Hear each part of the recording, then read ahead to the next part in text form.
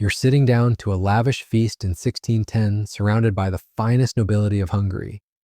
The aroma of perfectly seasoned meat pies fills the grand dining hall, and you're about to bite into what appears to be the most exquisite delicacy you've ever seen.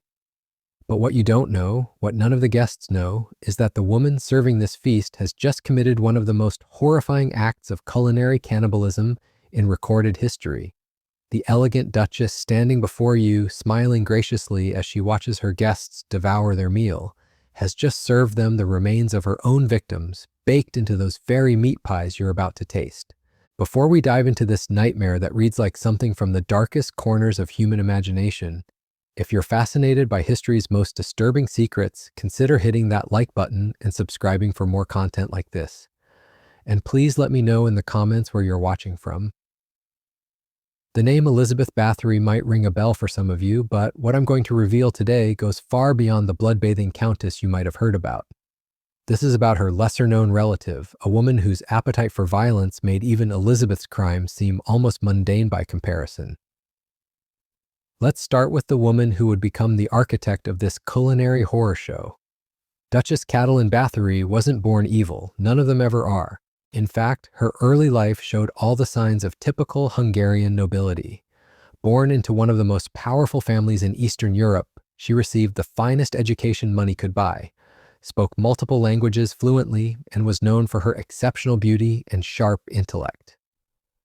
When she married into the powerful Nadasti family at age 16, many considered it the perfect union of wealth, beauty, and political influence.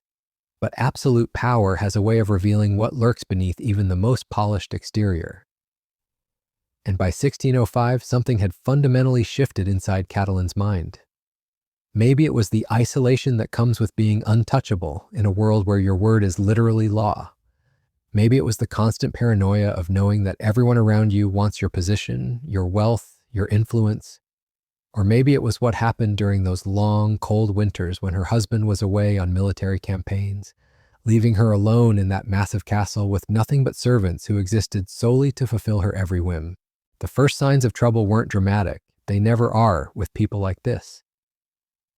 Servants began disappearing from the castle, but in a world where peasants routinely fled harsh conditions, this hardly raised eyebrows among the local nobility. A kitchen maid here, a stable boy there, a seamstress who simply vanished one morning without explanation. The Duchess would claim they had been dismissed for theft or incompetence, and who was going to question the word of someone with the power of life and death over hundreds of people. But behind the castle walls, something far more sinister was taking shape. Ancient records suggest that Catalin had begun experimenting with what she called culinary artistry, though what she was actually doing would make your stomach turn.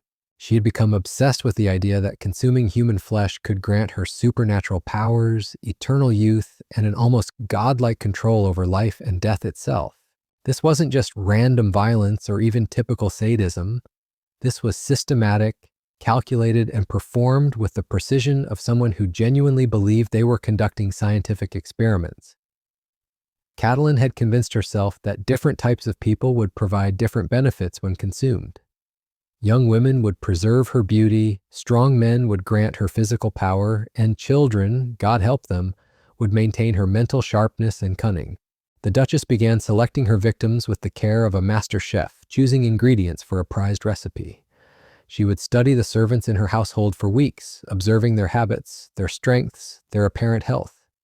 She kept detailed notes about each potential victim, rating them on criteria that would make your blood run cold. Physical condition, age, apparent intelligence, even their emotional state, all of this factored into her grotesque selection process. Once she had chosen her victims, the process that followed was methodical and horrifying. The chosen servant would be summoned to a private chamber under some pretense, usually to discuss a promotion or special assignment. What happened in that room has been pieced together from testimonies given years later by survivors who managed to escape and the confessions extracted from Catalin's accomplices after her eventual capture. The Duchess had converted an entire section of her castle's lower levels into what can only be described as a human processing facility. Stone tables for butchering, specialized knives and tools for dismemberment, even primitive preservation techniques to keep the meat fresh for extended periods. She had studied anatomy with the same dedication other nobles applied to music or poetry, learning exactly how to break down a human body efficiently and completely. But here's where the story takes an even more disturbing turn. Catelyn didn't just kill and consume her victims in private, she integrated their remains into the very fabric of castle life. The meat pies served at grand feasts, the stews offered to visiting dignitaries, even the simple meals provided to other servants, all of it potentially contained the remains of their missing colleagues and friends. The Duchess had developed an elaborate system of preparation that would have impressed professional chefs of the era. She experimented with different cooking methods, seasonings, and presentation styles. Some victims were ground into sausages, others were slow roasted and carved like traditional game meats. She kept extensive notes about which preparation methods yielded the best flavor and which cuts of human meat were most suitable for different types of dishes. Ancient court records, discovered centuries later in sealed archives, describe elaborate dinner parties where Catelyn would personally oversee the serving of her special delicacies. She would watch with apparent fascination as her guests, fellow nobles, visiting dignitaries, even members of her own extended family, unknowingly consumed the remains of people who had served them just days or weeks earlier. The psychological aspect of this horror cannot be overstated. Imagine being a servant in that castle, watching your friends and colleagues disappear one by one, never knowing if you might be next. Imagine sitting down to a meal and wondering if the person who prepared your food yesterday might actually be in your food today. The atmosphere of terror that must have permeated every corner of that place would have been suffocating. What makes this story even more chilling is how Catelyn managed to maintain the facade of normalcy throughout this period. To the outside world, she remained the refined, cultured Duchess who hosted elegant gatherings and patronized the arts. Visiting nobles would comment on the exceptional quality of her kitchen and the exotic flavors of her cuisine, never suspecting the horrific source of these unique tastes. The Duchess had become so confident in her methods and so convinced of her own invincibility that she began taking increasingly bold risks. She started inviting specific guests to dine on specific victims, though they never knew it. A rival noble who had insulted her would unknowingly be served the remains of their own favorite servant. A visiting dignitary who had questioned her authority would find themselves dining on someone they had personally complimented during their previous visit. This wasn't just murder or even cannibalism in the traditional sense. This was psychological warfare conducted through the most intimate act possible, sharing a meal. Every bite her guests took was an unknowing participation in her crimes, making them unwitting accomplices in her grotesque experiments. But even the most careful predator eventually makes mistakes, and Catelyn's downfall was beginning to take shape in ways she couldn't yet imagine. The first crack in Catelyn's carefully constructed facade came from an unexpected source, the very people she had grown to trust most. Her personal staff, the inner circle of servants who had helped her carry out these unspeakable acts, began to grow nervous about the increasing boldness of their mistress. These weren't random peasants who could disappear without notice. These were trusted accomplices who had been rewarded handsomely for their silence and participation. Among them was her head cook, a man named Istvan, who had initially been seduced by the Duchess's promises of wealth and protection.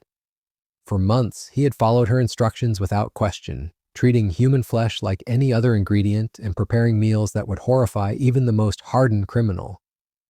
But as the body count climbed and Catelyn's demands became more elaborate and frequent, Istvan began to realize that his position wasn't one of privilege, it was one of extreme vulnerability.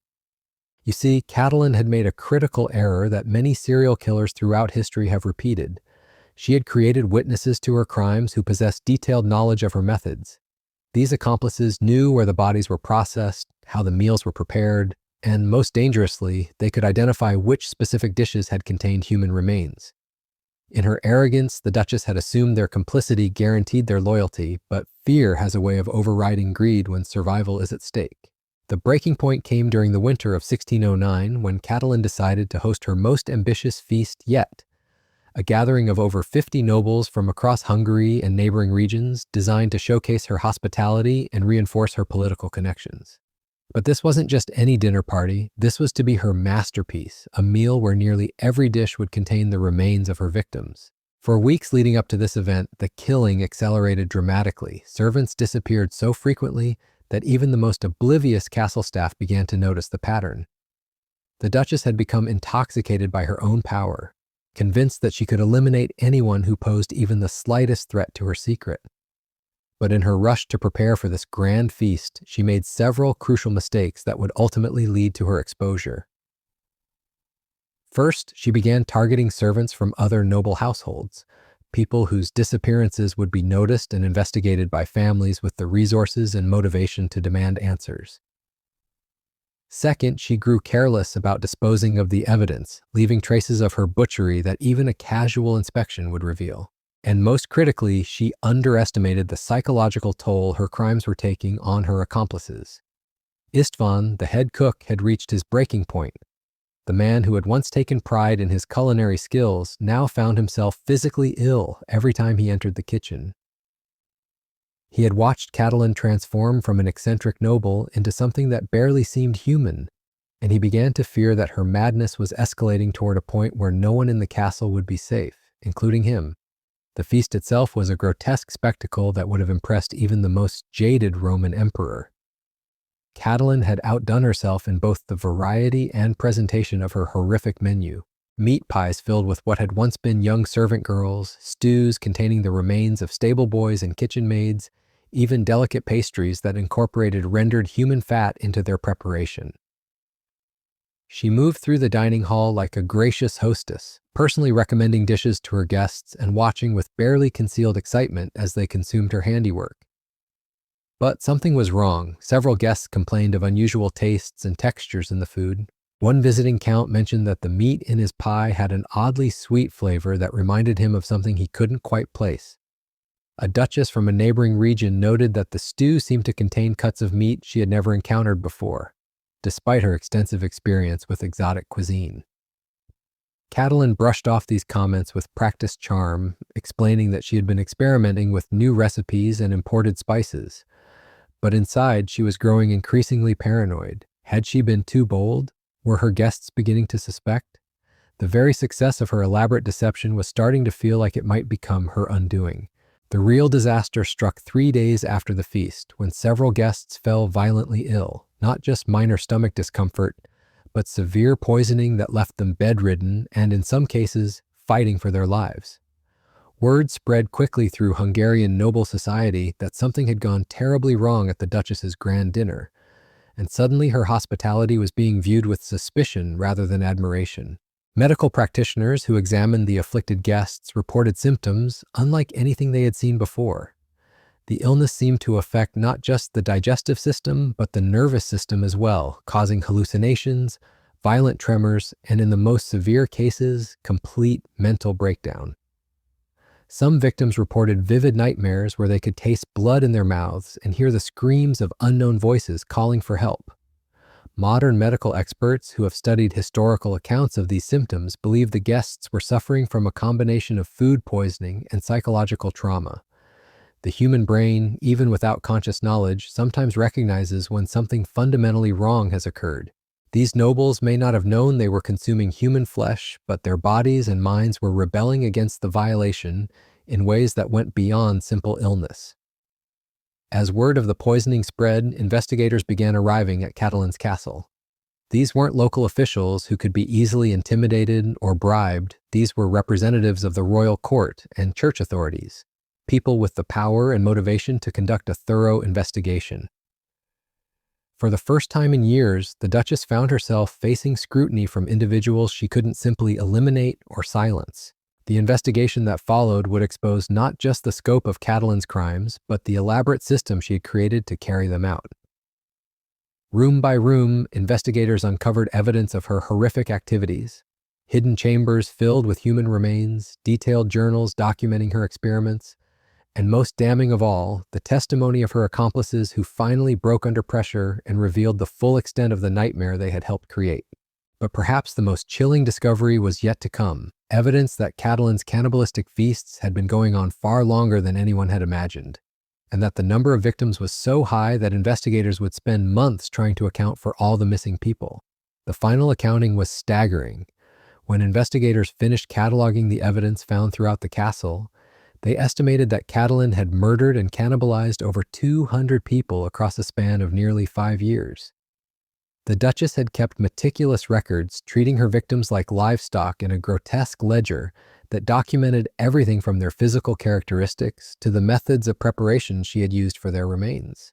What emerged from these records was a portrait of systematic evil that went far beyond mere madness.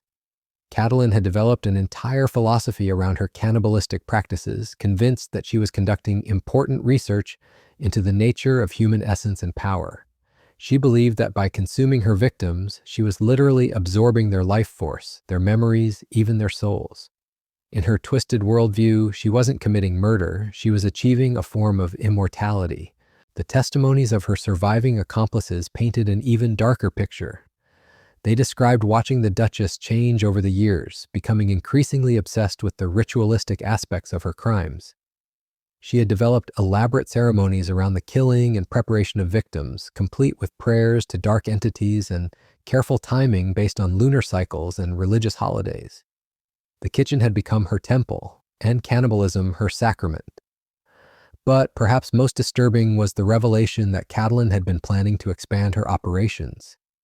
Documents found in her private chambers outlined schemes to establish similar practices in other castles she owned, essentially creating a network of cannibalistic dining establishments for the Hungarian elite. She had been corresponding with other nobles, testing their interest in what she described as exclusive culinary experiences that would grant participants extraordinary vitality and power.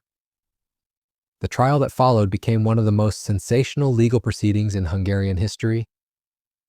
Nobles who had unknowingly participated in her cannibalistic feasts were forced to confront the horrifying reality of what they had consumed. Many never recovered psychologically from this knowledge, living the rest of their lives haunted by the memory of meals they could never forget.